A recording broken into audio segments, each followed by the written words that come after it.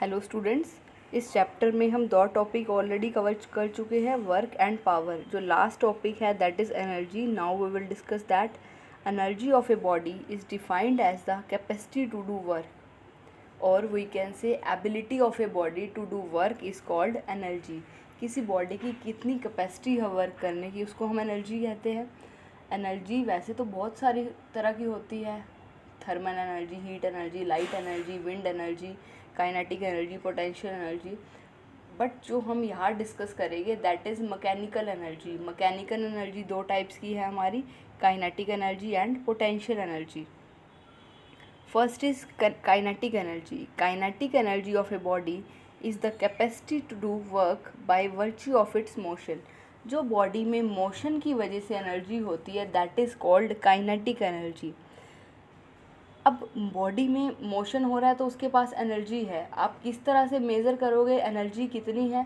आप क्या करोगे, उस बॉडी को, क्योंकि मोशन की वजह से एनर्जी है, उस बॉडी को रेस्ट पे लेके आने में जितना वर्क डन करना पड़ेगा वो आपका क्या हो जाएगा, एनर्जी के इक्वल हो जाएगा। हमने कहा काइनेटिक एनर्जी बॉडी में मोशन की वजह से होती है कि कोई बॉडी मूव कर रही है, कोई मास v वेलोसिटी से मूव कर रहा है तो उसके पास काइनेटिक एनर्जी होगी। हम मेज़र किस तरह से भी कर सकते हैं इसको, कि उस बॉडी को स्टॉप करने के लिए, रेस्ट में लाने के लिए जो हम फोर्स लगाएंगे तो कुछ वर्क डन होगा। वो वर्क डन जो होगा वो हमारा किसके इक्वल होता है, काइनेटिक एनर्जी के इक्वल। काइनेटिक एनर्जी क्योंकि वर्क डन के इक्वल है, क्योंकि जितना वर्क डन हम उस बॉडी को रेस्ट में लाने के लिए कर रहे हैं वही हमारी काइनेटिक एनर्जी है। सो वर्क डन की यूनिट और काइनेटिक एनर्जी की यूनिट वो हमारी सेम हो जाएगी, and unit is joule. Kinetic energy की या एनर्जी की जो यूनिट है दैट इज़ जूल।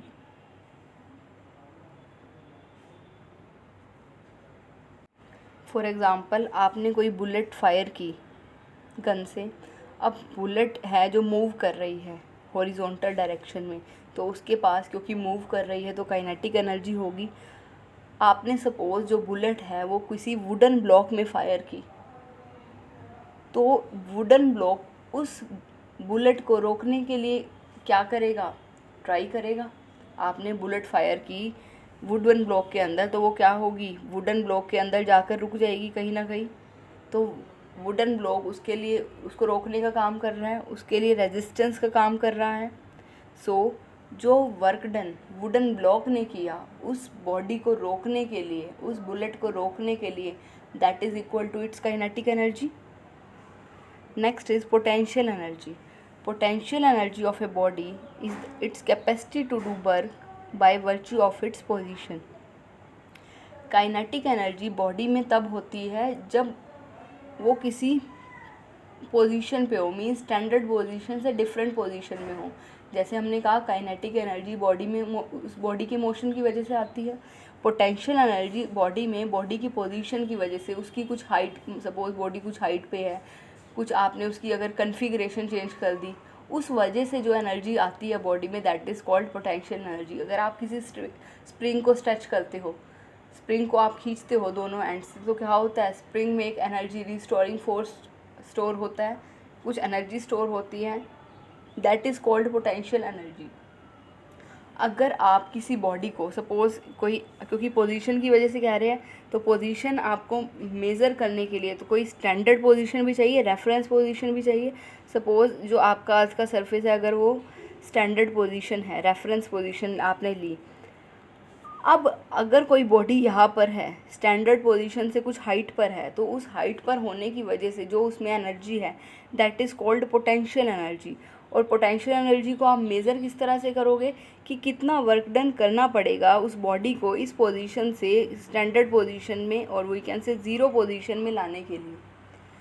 बॉडी में एनर्जी है जब वो इस हाइट पर है, मेज़र कैसे करोगे पोटेंशियल एनर्जी, कि कितना वर्क करना पड़ेगा बॉडी को इसको वापस ज़ीरो पोजीशन पे लाने के लिए। वर्क डन क्या होता है, force into displacement, and force is, क्योंकि डाउनवर्ड डायरेक्शन में लाना है, force is m into G. Acceleration जो एक्ट करेगी that is acceleration due to gravity. Suppose ये डिस्टेंस अगर h है, हाइट h पे है बॉडी, तो उसमें पोटेंशियल एनर्जी कितनी हो जाएगी, जितना वर्क डन हमें इस बॉडी को ज़ीरो पोजीशन में लाने के लिए करना पड़ेगा। And work done is force into displacement, force is mg, displacement is h, means potential energy कितनी हो जाएगी mgh। Next we have a theorem to show that kinetic energy of a particle of mass m moving with velocity v is half mv square। कोई body है जिसका मास आपको given है m, जो body है v वेलोसिटी से move कर रही है, तो हमें शो करना है काइनेटिक एनर्जी किसके इक्वल होती है, half m v square. Suppose किया हमने एक पार्टिकल है जो मूव कर रहा है, वो कर्व ओ ए बी के अलोंग मूव कर रहा है। ओ आपका जो है रेफरेंस पोजीशन है, फिक्स पॉइंट है जहाँ से आप डिस्टेंस मेज़र कर रहे हो। ए पॉइंट पे हमने सपोज़ कर लिया जो पार्टिकल है उसकी वेलोसिटी v है, और बी पॉइंट पे हमने सपोज़ कर दिया उसकी वेलोसिटी क्या है, 0 है। Particle O A B curve के अलोंग मूव कर रहा था, ए पॉइंट पे वेलोसिटी v ले ली, बी पॉइंट पे हमने वेलोसिटी 0 ले ली, मीन्स पार्टिकल रेस्ट पे आ रहा है। अब डिस्टेंसेस आप मेज़र कर रहे हो ओ से। सपोज़ किया हमने जो ओ ए है, जो आर्क ओ ए है वो S1 है, और जो ओ बी है वो हमारी क्या है, S2। डिस्टेंस जो है दैट इज़ S2। किसी टाइम t पर हमने सपोज़ कर दिया पार्टिकल p पॉइंट पे है, पार्टिकल क्योंकि a से b की तरफ जा रहा है, किसी टाइम t पर पार्टिकल क्या है, p पॉइंट पर है। p पॉइंट का डिस्टेंस o पॉइंट से हमने ले लिया s, o पॉइंट से a का डिस्टेंस S1 है, o पॉइंट से b पॉइंट का डिस्टेंस S2 है, और o पॉइंट से p का डिस्टेंस हमने ले लिया s। पार्टिकल है जो मूव कर रहा है, इस कर्व के अलोंग मूव कर रहा है, और जो मूव करने की वेलोसिटी है उसकी डायरेक्शन जो है वो टेंजेंट के अलोंग है। p पॉइंट पे सपोज़ अगर वेलोसिटी v है तो वेलोसिटी v की डायरेक्शन क्या है, along the tangent line. Acceleration लिख सकते हैं पार्टिकल की, पार्टिकल मूव कर रहा है वेलोसिटी v से, एक्सेलरेशन क्या होती है हमारी, dv/dt। We can write it as dv/ds into ds/dt। So ds/dt is we know it is velocity. So acceleration को हम क्या लिख सकते हैं, v into dv/ds। v velocity से पार्टिकल मूव कर रहा है, और जो आपका डिस्टेंस है आपका p पॉइंट का o पॉइंट से वो भी आपको गिवन है s। नाउ एक्सेलरेशन हमारे पास है, फोर्स निकाल सकते हैं हम। जो फोर्सेस पार्टिकल पे एक्ट कर रहे हैं, फोर्स क्या होता है, मास into acceleration. Mass is m, acceleration is v into dv/ds। f हमने जितने भी फोर्स पार्टिकल पर एक्ट कर रहे हैं, पार्टिकल मूव कर रहा है तो कुछ ना कुछ फोर्स एक्ट कर रहे होंगे, तो जितने भी फोर्स एक्ट कर रहे हैं उनका रिजल्टेंट हमने ले लिया f। और जो f की डायरेक्शन है, जो फोर्स की डायरेक्शन है वो हमने टेंजेंट के अलोंग ले ली। So force is this, mass into acceleration. हम वर्क डन निकाल सकते हैं, small amount of work done by the force during a further displacement delta s is given by F dot delta s. हम small amount of work done find out कर सकते हैं for small amount of displacement delta s. Work done is F into delta s, force is M v dv/ds into delta S. अब ये हमने निकाला small amount of work done by the forces. अब अगर हम ए से बी तक जाने में जो वर्क डन है, अगर वो हम फाइंड आउट करना चाहें तो हम इसको इंटीग्रेट कर दें, क्योंकि हम ए से बी तक का वर्क डन फाइंड आउट कर रहे हैं, दैट इज़ दिस, यहाँ से यहाँ तक का। तो हम जो वर्क डन हमने small amount of work done निकाला है पी से लेकर, सपोज ए पॉइंट क्यू है जो डेल्टा एस डिस्टेंस पे है, हमने यहाँ तक का वर्क डन निकाला है।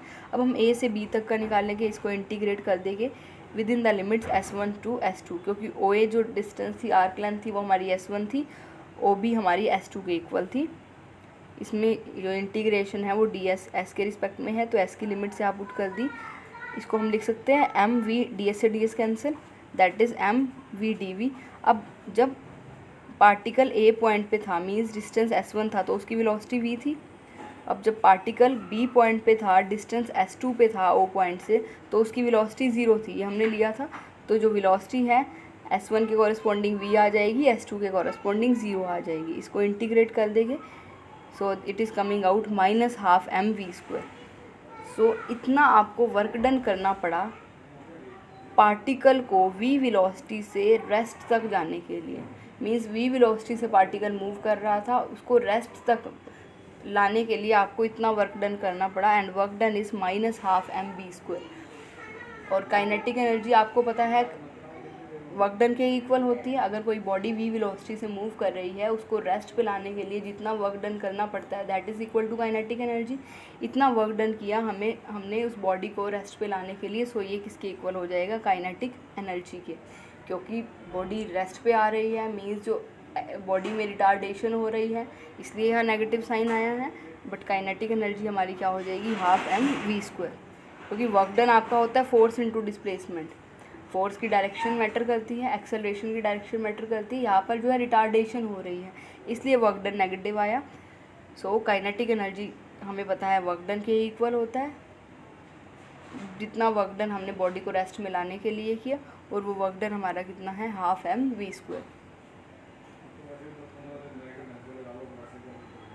Next is principle of work and energy.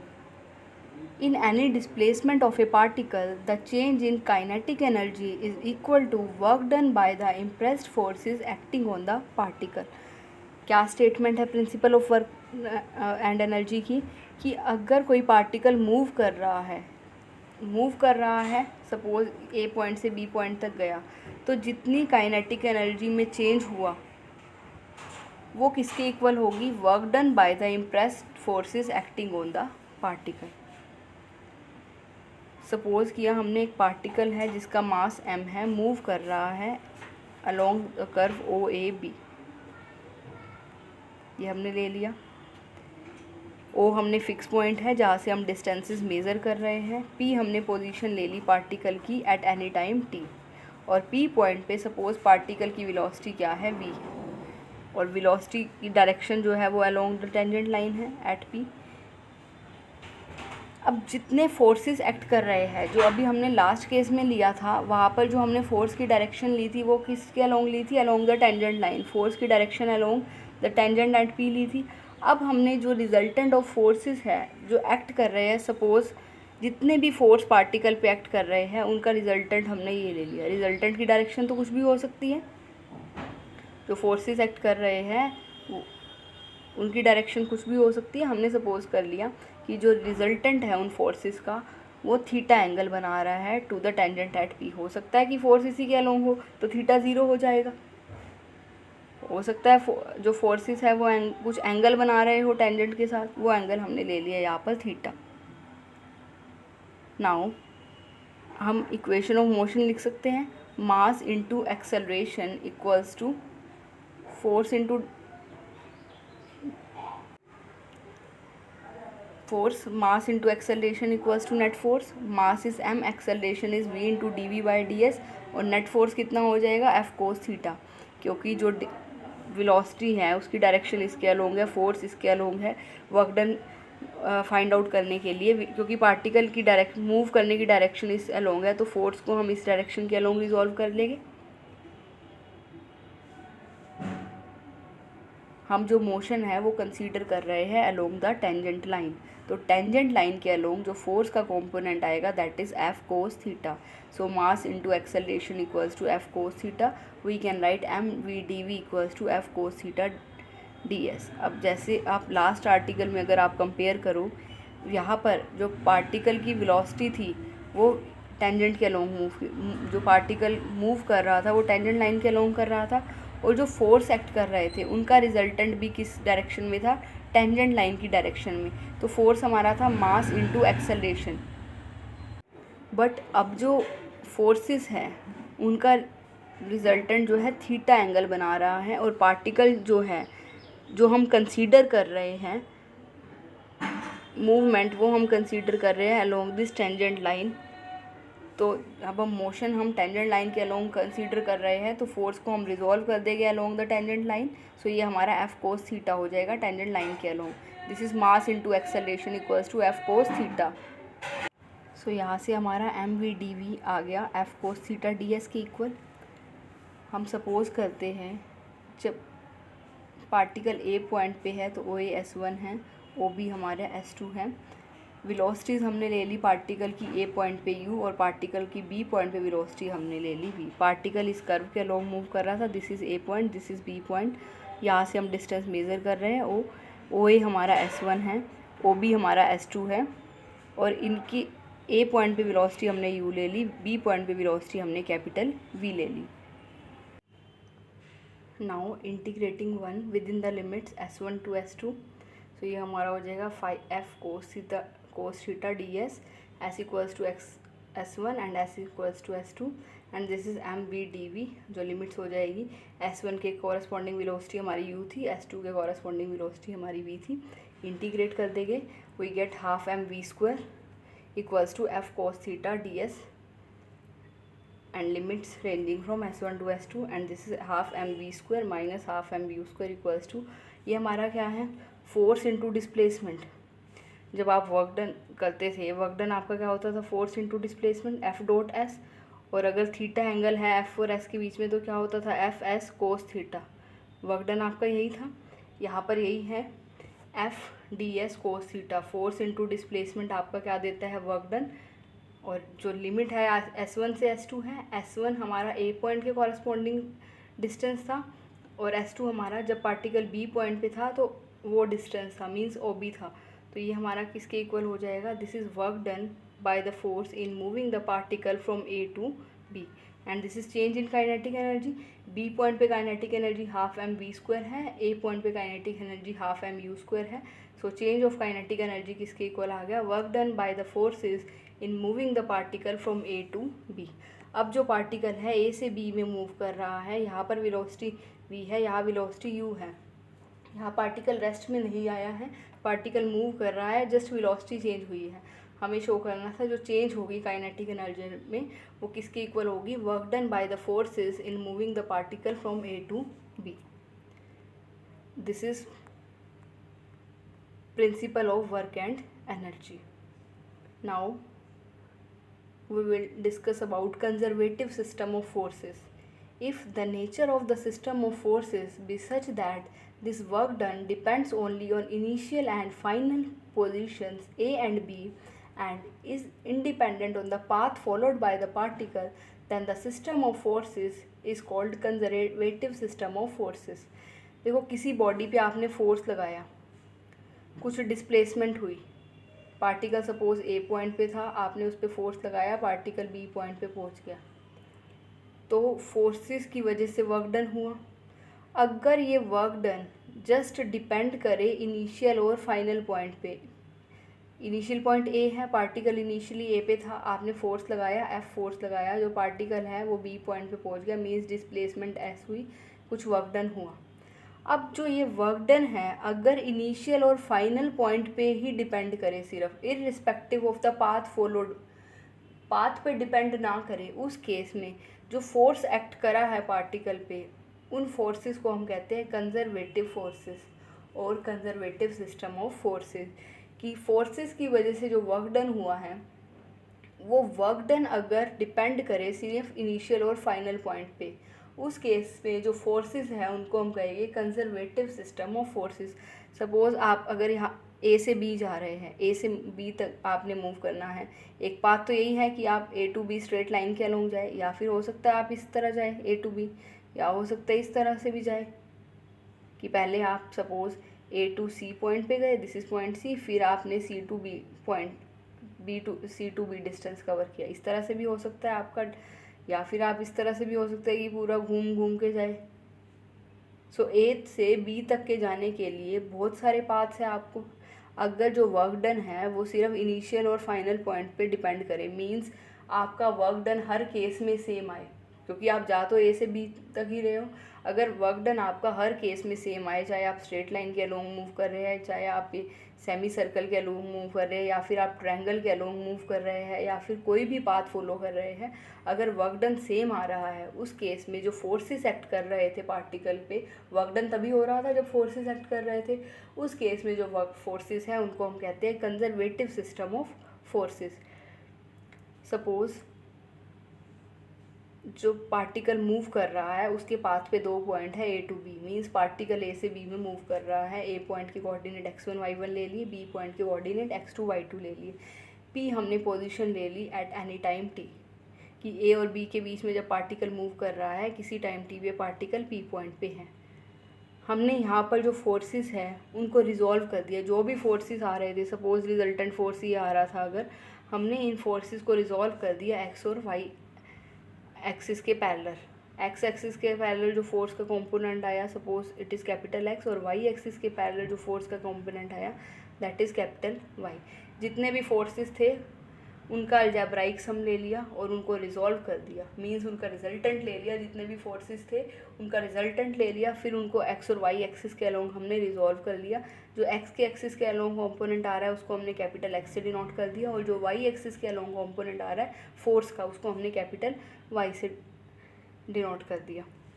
और हमने सपोज कर लिया क्योंकि पार्टिकल ए से बी तक जा रहा है तो ए से बी तक जाने में एक्स की वैल्यू में भी चेंज हो रहा है, वाई की वैल्यू में भी चेंज हो रहा है। जो एक्स की वैल्यू में चेंज हो रहा है, पार्टिकल यहाँ से यहाँ जा रहा है तो एक्स की वैल्यू में इतना चेंज हो रहा है, एक्स की वैल्यू में जो चेंज हो रहा है उसको हम डिनोट कर रहे हैं डी एक्स से। और वाई की वैल्यू में जो चेंज हो रहा है, ये इतना चेंज हो रहा है वाई की वैल्यू में, उसको हम डिनोट कर रहे हैं डी वाई से। डी वाई क्या हो जाएगा y2 माइनस y1, और डी एक्स क्या हो जाएगा x2 माइनस x1। डिस्प्लेसमेंट हमारी यही है, तो वर्क डन क्या हो जाएगा by these forces, force into displacement, force into displacement हो जाएगा। फोर्स हमारा एक्स एक्सिस के अलोंग फोर्स कितना है कैपिटल एक्स, और डिस्प्लेसमेंट कितनी है एक्स एक्सिस के अलोंग डी एक्स। इसी तरह से वाई एक्सिस के अलोंग फोर्स है हमारा वाई और डिस्प्लेसमेंट है डी वाई। तो इस तरह से हम टोटल फोर्स लिखते हैं X D x plus Y D Y. और जो फोर्स आप ले रहे हो this is work into force into displacement. Force आपका एक्स था, डिस्प्लेसमेंट डी एक्स थी, फोर्स आपका वाई था, डिस्प्लेसमेंट डी वाई थी। तो जो टोटल फोर्स हो गया फोर्स इनटू डिस्प्लेसमेंट होगी ये हो गया। अब जो वर्क डन है आप कहाँ तक का फाइंड आउट कर रहे थे, ए से बी पॉइंट तक जाने में। ए पॉइंट के कोऑर्डिनेट क्या है x1 y1, बी पॉइंट के कोऑर्डिनेट क्या है x2 y2। ये आपका वर्क डन हो गया अगर पार्टिकल ने ए से बी जाना है। अब अगर ये फोर्सेस, क्योंकि फोर्स एक्ट कर रहा है तभी particle A to B move कर रहा है, फोर्स जो अगर एक्ट कर रहा है अगर वो कंजर्वेटिव हुआ, मीन्स जो वर्क डन है उस केस में डिपेंड करना चाहिए सिर्फ इनिशियल और फाइनल पॉइंट पे। वो पॉसिबल तभी होगा अगर ये X D x plus Y D Y complete differential हो किसी फंक्शन, सपोज से एफ एक्स वाई का। देखो जो ये फोर्सेस एक्ट कर रहे हैं बॉडी पे, ये फोर्सेस कंजर्वेटिव हो गए तो ये जो वर्क डन आएगा ये डिपेंड करेगा इनिशियल और फाइनल पॉइंट पे। ऐसा तभी पॉसिबल है जब ये X D x plus Y D Y किसी फंक्शन का कंप्लीट डिफरेंशियल हो। हमने वो फंक्शन सपोज कर लिया F x Y, complete differential होगा मीन्स किसी फंक्शन एफ एक्स वाई का ये डेरिवेटिव होगा D F x Y. Means आप इसको इस तरह से लिख सकते हो, अभी तो ये X D X Y D Y है, जैसे अगर आपके पास ये है X D x plus Y D Y, इसको आप किस तरह से लिखते हो डी एक्स वाई। इसको जब आप ओपन करोगे एक्स डी एक्स आपके पास ये फंक्शन है X D Y plus Y D X, suppose ये है, फॉर एग्जांपल जस्ट हम ले रहे हैं, इसको आप ये लिख सकते हो डी एक्स वाई। तो ये आपका एक्स और वाई का कंप्लीट डिफरेंशियल बन गया। सो हम यही कह रहे हैं कि जो ये फोर्सेस है कंजर्वेटिव तभी पॉसिबल है, वर्क डन इनिशियल और फाइनल पॉइंट पे तभी डिपेंड करेगा अगर ये कंप्लीट डिफरेंशियल हो किसी फंक्शन का, मीन्स ये डी एफ एक्स वाई होगा तभी पॉसिबल है। उसके लिए हमने एज्यूम कर लिया एक्स को कर लिया एफ बाई कर लिया x, y is delta F by delta y. So यहाँ पुट कर देंगे वैल्यूज़, तो ये हो जाएगा कर लिया एफ बाई कर लिया एक्स डी एक्स, कर लिया एफ बाई कर ली वाई डी वाई। तो ये क्या बन गया, टोटल डेरिवेटिव बन गया डी एफ एक्स वाई। इसको अगर आप इंटीग्रेट करोगे तो अब ये क्या आ जाएगा एफ एक्स वाई, डेरिवेटिव से integration cancel, just limit put कर दोगे F x Y, limits upper limit put करोगे तो ये हो जाएगा F X two Y two minus F X one Y one. तो यहाँ जो ये वर्क डन था किस पे डिपेंड कर रहा है आप देख रहे हो, सिर्फ इनिशियल और फाइनल पॉइंट पे, और किसी भी पाथ पे डिपेंड नहीं कर रहा। तो जो फोर्सेस है वो क्या हो गई कंजर्वेटिव फोर्सेस। तो कंजर्वेटिव फोर्सेस के लिए एक आपके पास कंडीशन हो गई कि ये जो आपका ये इंटीग्रेंड है ये क्या होना चाहिए exact differential, means complete differential होना चाहिए किसी फंक्शन का। तभी आप देख रहे हो कि वर्क डन जो है इनिशियल और फाइनल पॉइंट पे डिपेंड कर रहा है। अब अगर पार्टिकल, अभी तो यहाँ पार्टिकल ए से बी पॉइंट पे गया, ए पॉइंट के कोऑर्डिनेट x1 y1 थे, बी पॉइंट के कोऑर्डिनेट x2 y2 थे। अगर पार्टिकल सपोज वापस यहीं पर ही आ गया किसी भी पाथ से, चाहे घूम के आया या फिर आके वापस आया, तो x2 y2 आपका x1 y1 ही हो जाएगा उस केस में, क्योंकि x2 y2 क्या था, जहाँ पर फाइनल पार्टिकल रीच कर रहा था, और x1 y1 वो पॉइंट था जहाँ से आपका पार्टिकल मूव करना स्टार्ट हुआ था। अगर पार्टिकल आपका वापस उसी पॉइंट पे आ रहा है तो x2 y2 की जगह x1 y1 ही आ जाएगा। उस केस में जो वर्क डन है ये आपका क्या हो जाएगा, f(x1 y1 minus f(x y1) 0 ही हो जाएगा।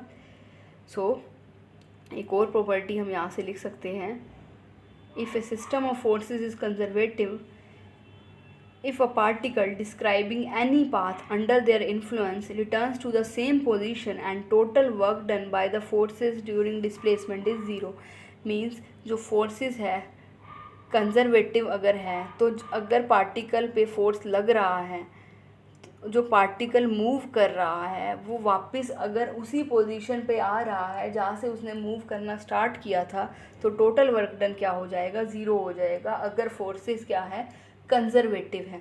क्योंकि आपने देखा कंजर्वेटिव फोर्सेस है तभी वर्क डन ही आया, क्योंकि वर्क डन इनिशियल और फाइनल पॉइंट पे ही डिपेंड कर रहा है। अगर फाइनल पॉइंट और इनिशियल पॉइंट सेम हो जाएंगे तो वर्क डन क्या हो जाएगा, 0। फॉर एग्ज़ाम्पल, अगर आपने सपोज़ किसी बॉडी, कोई बॉडी है h डिस्टेंस पर है, वो यहाँ पर फॉल कर रही है फ्रीली, फिर आपने उस बॉडी को वापस ऊपर उसी पोजीशन पे ही वापस उछाल दिया। या फिर अगर हम इस तरह से कंसीडर करें, कोई बॉडी है आपके पास, आपने उसको पहले अपवर्ड डायरेक्शन में थ्रो किया, अपवर्ड डायरेक्शन में थ्रो किया तो वो क्या होगा, वापस डाउनवर्ड डायरेक्शन में अपने आप आएगी। तो जो फोर्सेस हो गए, अगर बॉडी का मास m था, h डिस्टेंस है ये, तो जब वो वापस आई तो उसके पास इसके ऊपर कितना फोर्स लगा, mgh, force is mass into displace, sorry work, कितना वर्क हुआ, mgh, work done is force into displacement, force आपका mg है और डिस्टेंस आपका h है। मीन्स डाउनवर्ड डायरेक्शन में आने के लिए जो वर्क डन हुआ दैट इज़ mgh, और अपवर्ड डायरेक्शन में जाने के लिए कितना वर्क डन हुआ, माइनस mgh। जिस डायरेक्शन का ही डिफरेंस है, जो डायरेक्शन है वो क्या है, ग्रेविटी के अगेंस्ट है, तो नेगेटिव साइन आ जाएगा। आपने कोई बॉडी ली, अपने हाथ में उसको थ्रो किया, h हाइट तक थ्रो, सपोज वो बॉडी गई, तो जो वर्क डन हुआ उस बॉडी में को ऊपर तक जाने में वो कितना हुआ, माइनस mgh, और वो बॉडी वापस नीचे आ जाएगी, उसमें अगेन वर्क डन हुआ, वो वर्क डन कितना हुआ, plus mgh, total amount of work done कितना हो गया, 0। यहाँ से बॉडी स्टार्ट हुआ मूव करना, ऊपर गया, वापस यहीं पर आ गया, तो क्या हुआ, आपने देखा कि जो टोटल वर्क डन है 0 हो गया। टोटल वर्क डन 0 हो रहा है तो इट मीन जो फोर्सेस एक्ट कर रहे हैं वो कैसा हो गया होगा, कंजर्वेटिव फोर्स हो गया होगा। तो ग्रेविटेशनल फोर्स जो है वो आपका कंजर्वेटिव फोर्स होता है, ग्रेविटी की वजह से जो फोर्स लगता है। Next is non conservative force. ऐसे फोर्सेस जो कंजर्वेटिव नहीं है उनको हम नॉन कंजर्वेटिव फोर्स कह सकते हैं। मीन्स ऐसे फोर्सेस जब आप अप्लाई करो बॉडी पे तो जो वर्क डन हो वो डिपेंड अगर पाथ पे भी करे। मीन्स अगर आप सपोज़ यहाँ से यहाँ मूव कर रहे हैं, एक पाथ आपने ये लिया, एक पाथ आपने ये लिया, एक पाथ ये लिया, एक और कोई पाथ आपने फॉलो किया, तो जो वर्क डन है अगर हर केस में डिफरेंट आ रहा है, मूव आप ए से बी तक ही कर रहे हो, ये पॉइंट ए है ये बी है, मूव आप ए से बी तक ही कर रहे हो, पर वर्क डन अगर डिफरेंट हो रहा है, उस केस में जो फोर्सेस है उनको हम कहेंगे नॉन कंजर्वेटिव फोर्सेस। जो फ्रिक्शनल फोर्स है that is an example of non conservative force. Frictional force depend करता है पाथ पे भी कि पाथ कैसा है। पाथ अगर आपका रफ़ है तो फ्रिक्शनल फोर्स ज़्यादा होगा, पाथ आपका स्मूथ है तो फ्रिक्शनल फोर्स 0 होगा। तो जो फ्रिक्शनल फोर्स है वो डिपेंड करता है पाथ पे। सो frictional force is an example of non conservative force. Next is principle of conservation of energy. It states that if a particle moves under the action of a conservative system of forces, then sum of kinetic energies and potential energies remains constant throughout the motion। कि अगर कोई particle move कर रहा है और जो forces act कर रहे हैं जिसकी हेल्प से पार्टिकल मूव कर रहा है, वो जो फोर्सेस कैसे हैं, कंजर्वेटिव फोर्सेस है, उस केस में जो सम है काइनेटिक एनर्जी और पोटेंशियल एनर्जी का वो क्या आएगा, कांस्टेंट आएगा। ये हमने प्रूव करना है। हमने सपोज कर लिया जो पार्टिकल है वो ए पॉइंट से बी पॉइंट की तरफ मूव कर रहा है। ए पॉइंट के कोऑर्डिनेट आपने ले लिए x0 y0। किसी टाइम t पर पार्टिकल की जो पोजीशन है वो हमने ले ली xy। Particle xy p position पे है, उसके कोऑर्डिनेट आपने xy ले ली। अब अगेन हमने यहाँ पर x और y ले लिए रिजॉल्व पार्ट ऑफ फोर्सेस, जितने भी फोर्स एक्ट कर रहे थे पी पार्टिकल पे, वो सपोज अगर ये है उनका रिजल्टेंट, उसको आपने एक्स एक्सिस के अलोंग भी रिजॉल्व कर दिया।